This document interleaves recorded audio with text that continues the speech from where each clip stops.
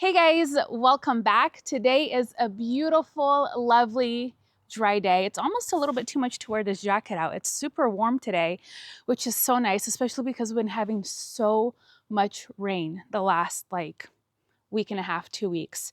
So anyways, we have a few days of dry weather, which just means one thing for me is to get out here and get after some tidying up around the garden. I was actually walking through here the other day to our shed to grab some stuff, and I just thought, Claudia, let's get some of these containers just figured out. I have a bunch of things that are in their nursery cans. Some things I'm going to keep, some things I am taking over to my friend's house. So I just want to start sorting some things out and just tidy up little bits and pieces. Not a deep, deep clean, but just starting to get after a few little things, and that really does make a difference in my eyes.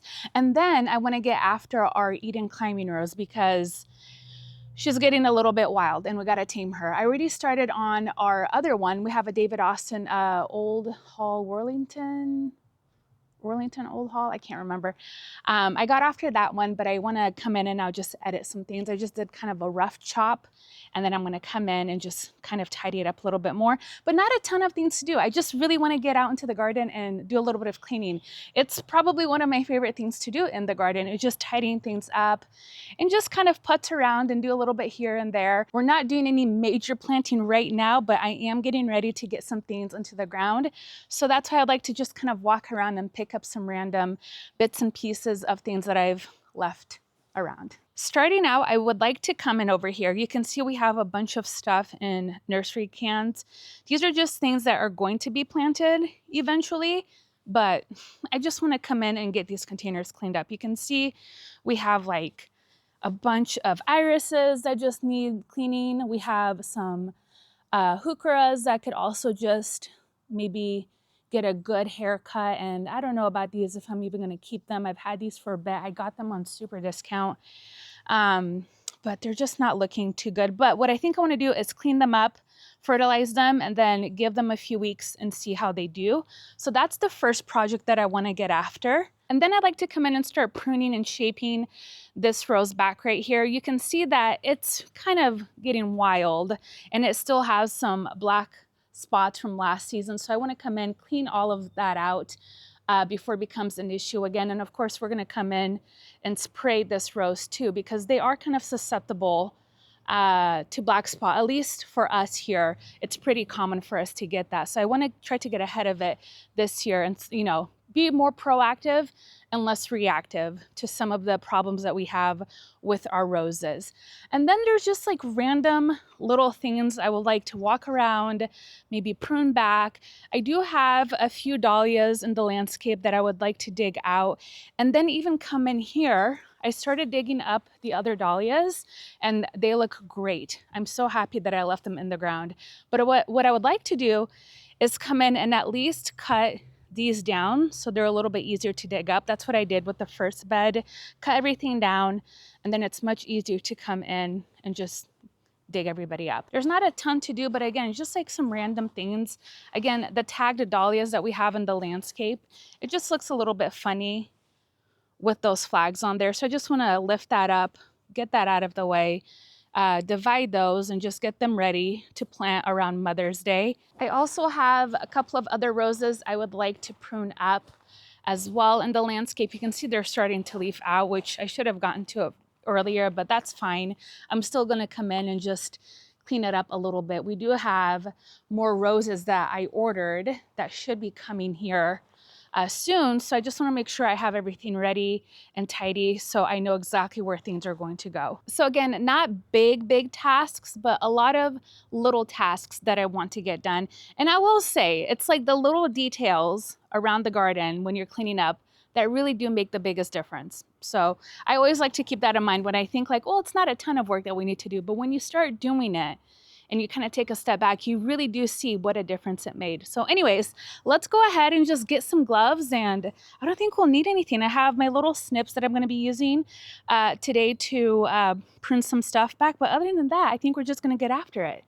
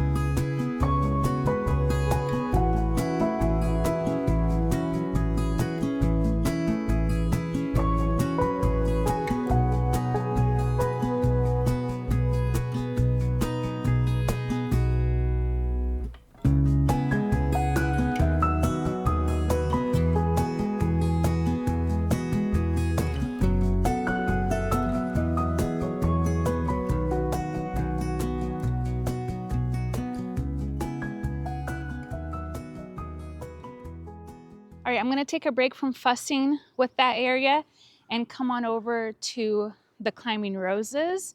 So again, these are both Eden climbing roses, and we planted these, I want to say 2 years ago, if I'm not mistaken.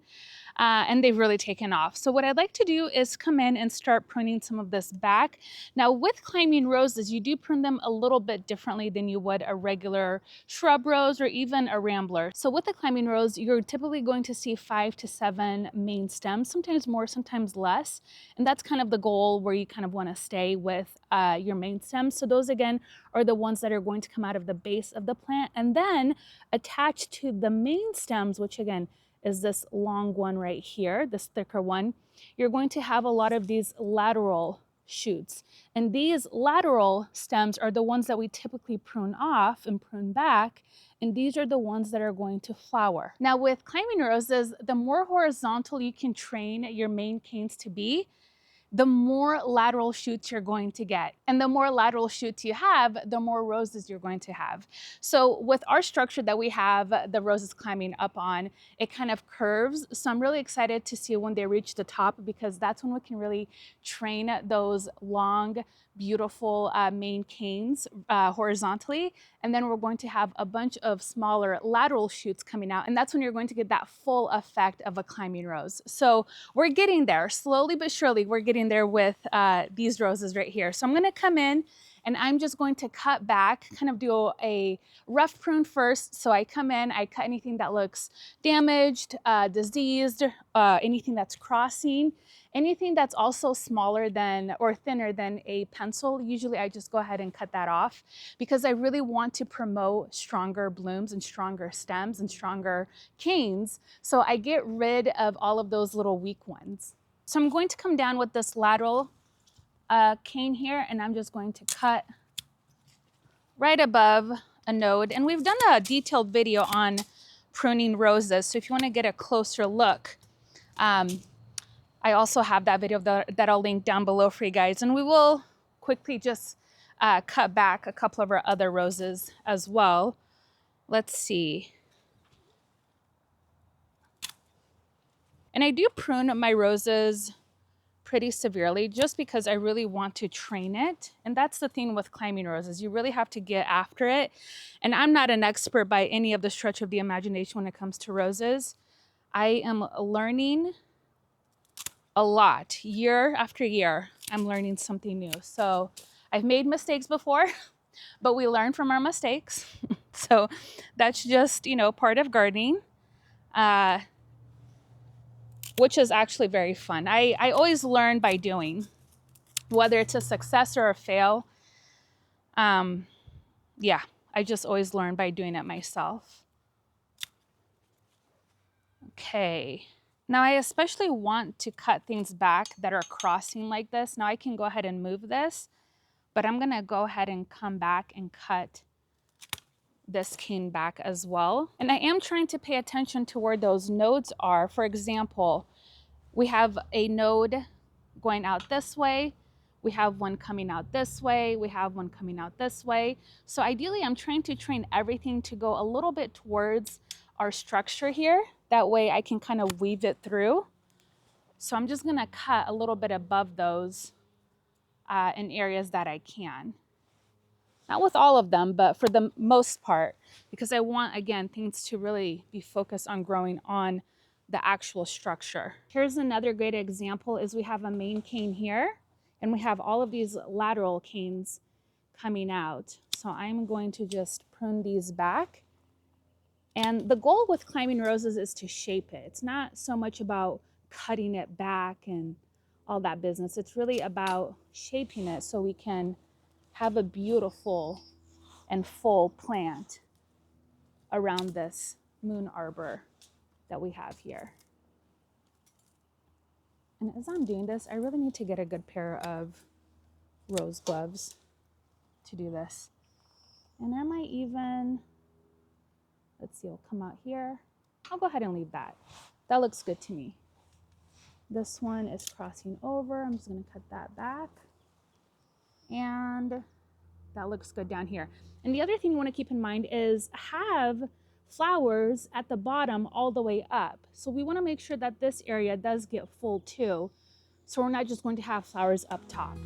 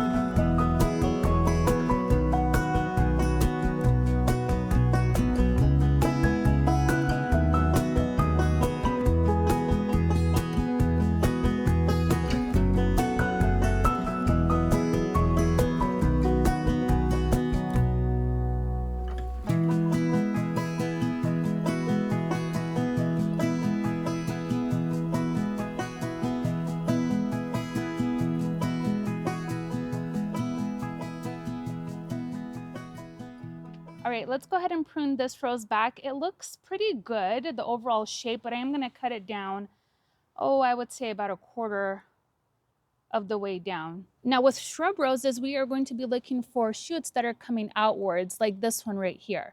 So I want to try to promote this to be nice and open in the center, again, like a wine glass. So what I want to do is cut right above this node going outwards from the center. That way this can start growing out this way and not inwards towards the center of the plant. So that's kind of the overall idea about pruning shrub roses. Again, we've done a detailed video on this, so you can reference back, but we're really just going to be focused on these shoots facing outwards, cut right above those. You can cut at an angle, not super important. I try to the best that I can, but sometimes it just doesn't happen. And this is a perfect example right here. There's a little node right over here, probably hard to see, and it's pointing outwards. So I'm gonna cut right above that. And we'll just follow that same guide throughout the whole plant. And just one quick note, I do sanitize my pruners before I move on to each rose. So just keep that in mind. That's just a good practice to follow, so you're not transferring any diseases from rose to rose.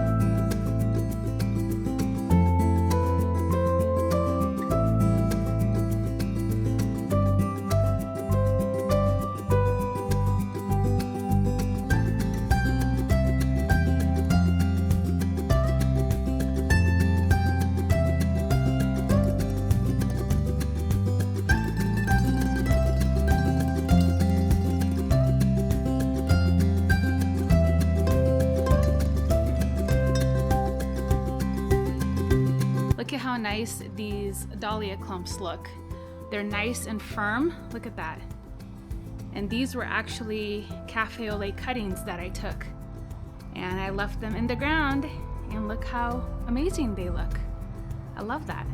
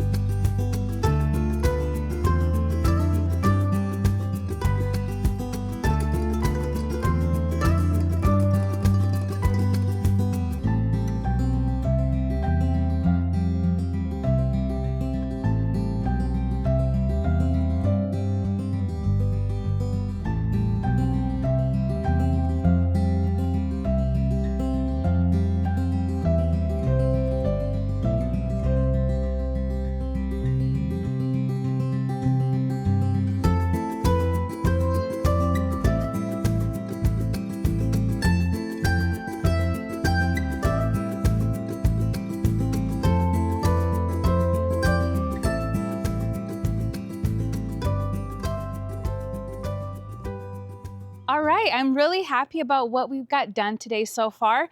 I really just disconnected and just went into my own little world and just started working. And I love days like that. It's just so rewarding when you're in your garden and you're completely disconnected from everything. That's when I know I've had a good gardening day. You know how they always talk about a runner's high? This is like a gardener's high when you can just completely disconnect and just have the best time doing things here and there. So let's walk around and see what we got done. All right, starting out over here, I shifted the trees a little bit and I grouped all of these perennials that we have together to get planted.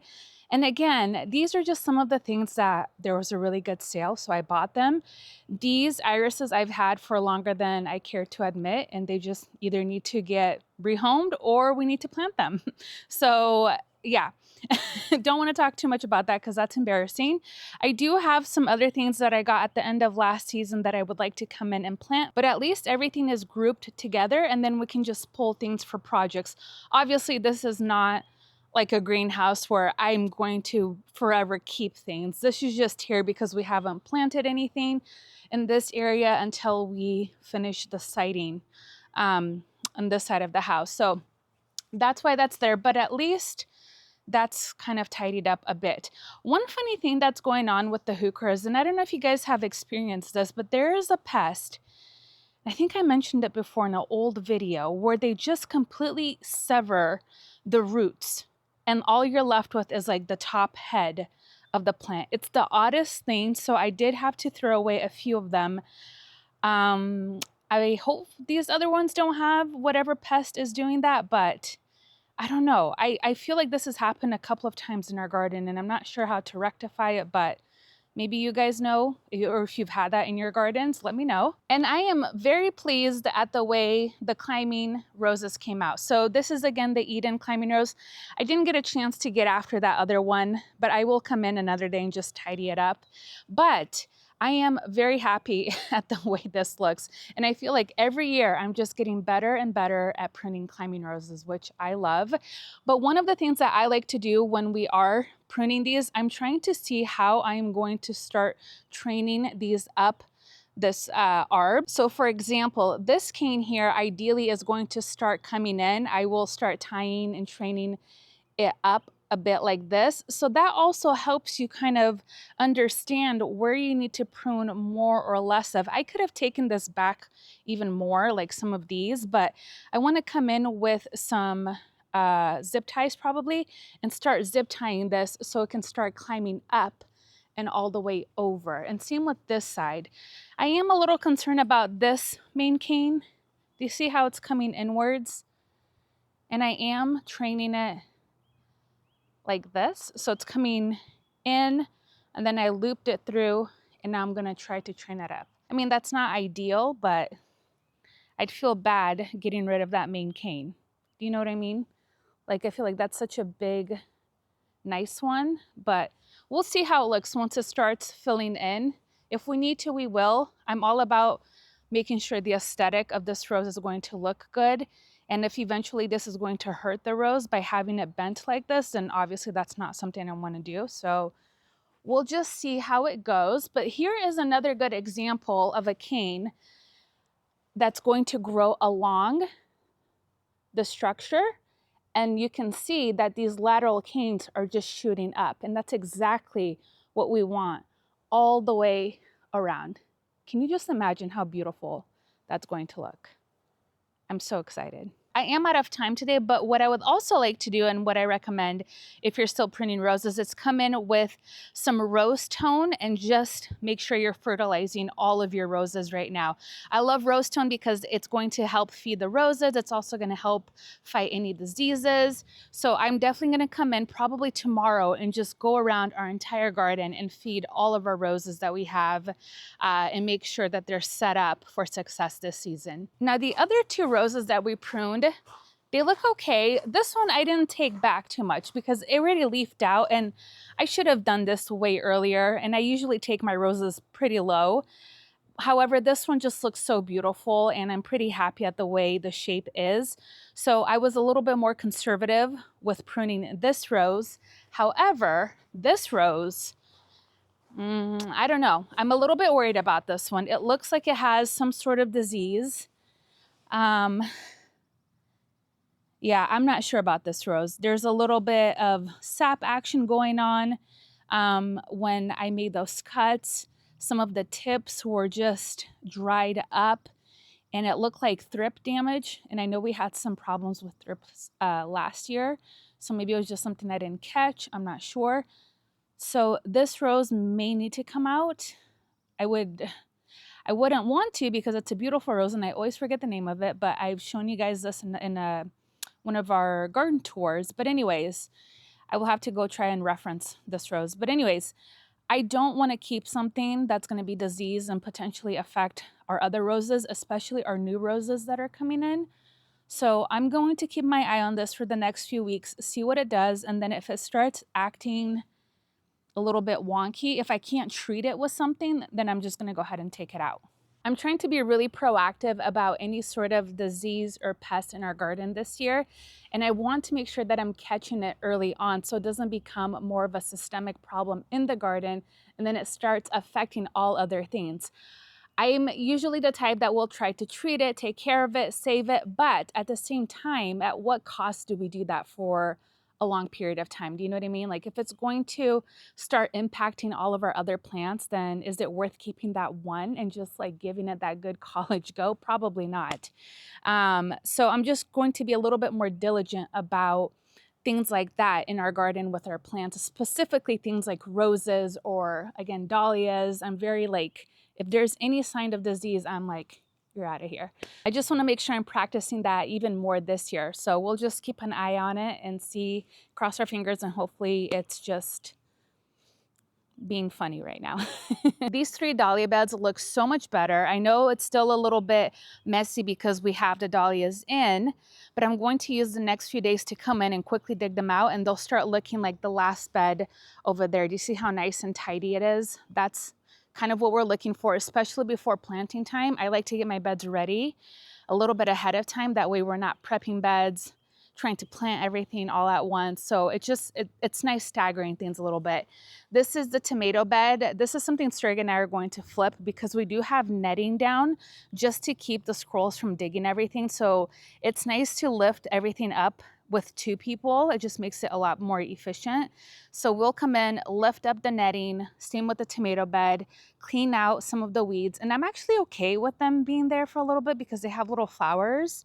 And our mason bees are going nuts right now. So I don't mind any weed in our garden right now that has flowers for them to eat on until some of our other trees start leafing out. So that just means more pollen for them, which makes me happy. And the last thing that we got done today is planting up that last container on the deck. If you guys recall, about a week ago, I think, we planted up our containers with beautiful pansies and violas, and I ran out of one variety for the bigger maple on one side of the deck. And I went back the next day to get that same variety and they ran out. And I was like, so I went ahead and just used a different color. It's still a blue, but it's definitely not the same as the other one, but it'll be our little secret. We won't tell. and hopefully nobody will pick it up. So anyways, but I think that will do it for today's projects. I'm really happy at how things look. Again, it wasn't a huge maintenance day in the garden, but just doing little things like this fills my cup and it makes me happy and I can see progress. Any progress to me is a good day in the garden.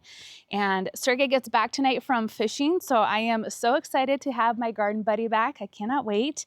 So I'm gonna go in and get ready because I am just muddy everywhere. I think there's like mud in my hair. There's definitely mud in my face, but hopefully I look cute for you guys. I don't look too much like a slop kebab. But anyways, thank you guys so much for hanging out with me today in my garden, and I'll see you guys next time. Bye-bye.